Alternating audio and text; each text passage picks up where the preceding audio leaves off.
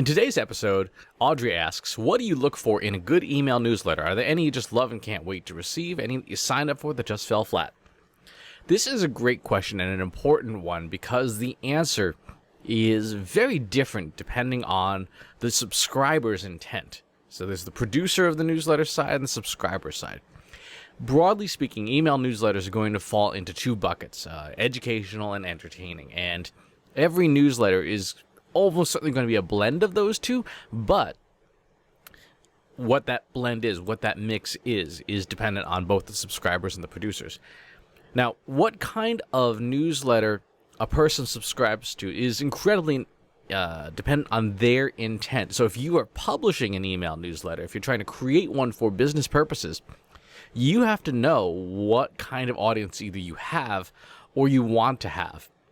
One of the tricks that I do for that is to look at your social audience, look at what they post, and just do a sample of a random mix of 100 posts, and look at how much entertainment versus education people are trying to publish out there in the world, and it gives you a sense of what they share and how entertainment or education focused they are. Now, if you're trying to produce a great email newsletter, or even just a good one that doesn't suck, you need to have a few other things as well. You have to be clear on your intent. What is your intent? Do you want to entertain or do you want to educate? Do you want to do both? Can you do both well? In the email newsletters I publish two of them. My personal email newsletter, Almost Timely, and In the Headlights, the Trust Insights newsletter. And I don't go for entertainment because that to me that's not my background. I don't have any formal training, and so I focus really on the education aspect because processing data is what I do.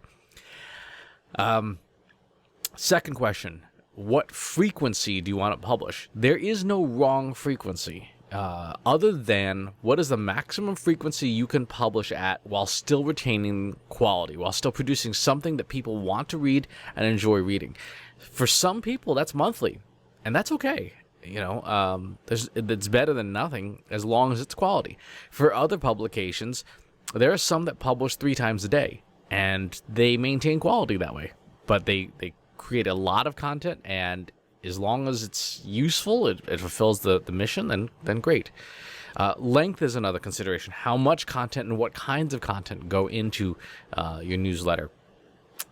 Your best bet for making a newsletter is to create content that is scalable in the sense that you can produce a newsletter relatively quickly and at the frequency you choose, but has anything from a basic template all the way to having machines really put together a good chunk of it.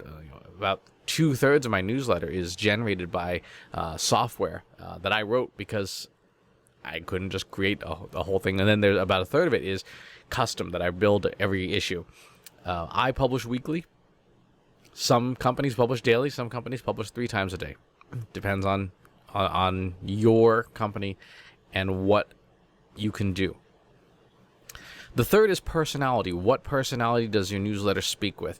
Generally speaking, the better newsletters have a personality to them. Either one person who's writing them, and you're getting that person's perspective, or there's an editorial board, but it still has the voice of a person. Remember that a newsletter, my friend Ann Handley, who publishes a terrific newsletter, you can find it at annhandley.com, often talks about how companies focus too much on the news and not enough on the letter.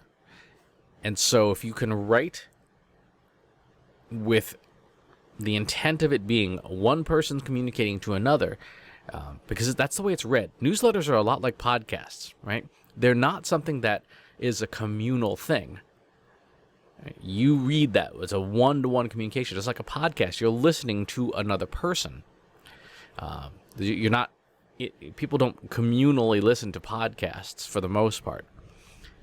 So your personality should reflect that when you're typing out your newsletter, when you're creating a newsletter. It should reflect, I, as the creator, am writing a letter to you, the reader, one person at a time.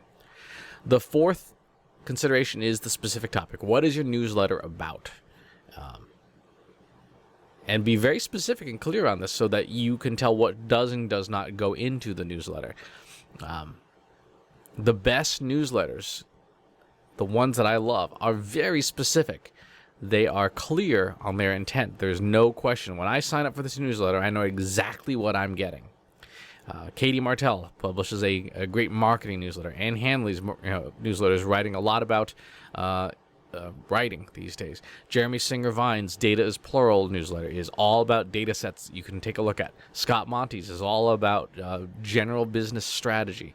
Help a Reporter Out is all inquiries from reporters who need help with stories. Morning Brew is all about mostly finance and business. So these are examples of very clear topics, very clear intent by the publishers, whether they're individual or organizational, for the readers. Like, this is what you get. And there's no question that if you want a newsletter that covers X, this is the source to go for it. Where companies go wrong is when you read their newsletter, if you scratched off the logo, would you have any idea it was that company's newsletter? Or would it just be some like random generic newsletter? That personality is really, really important. In terms of testing out your newsletters, the thing that I recommend is the same as podcasts. Could you, from memory, resubscribe to all the newsletters you subscribe to right now? Try it as an exercise. I don't mean like unsubscribe for everything. I just mean to get open a new text document, get out a Post-it note, whatever, and list out the ones that you can remember that you subscribe to by name, and then compare it to what you actually get. And that is your benchmark. And your goal as a producer is to be on that short list of things that people actually remember signing up for. If your newsletter isn't at that point, you have more work to do. You have more work to do to make it more memorable. Either the brand itself, like mine is called Almost Timely, or the content or the person behind it. Like, I subscribe to Ann's newsletter. Okay, I can remember that. Do I subscribe to Johnny's newsletter? Gosh, I don't know if I do. Do I? That's an example of where that newsletter has not done a good enough job with branding to be memorable, to be trustworthy. So that's what, from my point of view, goes into a good email newsletter. As someone who's been publishing an email newsletter of some kind for almost 20 years now, you need to have those things: clear purpose, frequency, length, personality, and very specific topic.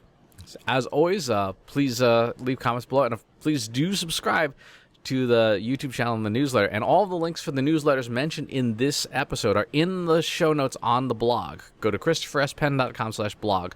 Find this episode, How to Make a Great Email Newsletter, and you can get all the links if you want to subscribe to these newsletters as well. Thanks for watching. Talk to you soon. Want help solving your company's data analytics and digital marketing problems? Visit trustinsights.ai today and let us know how we can help you.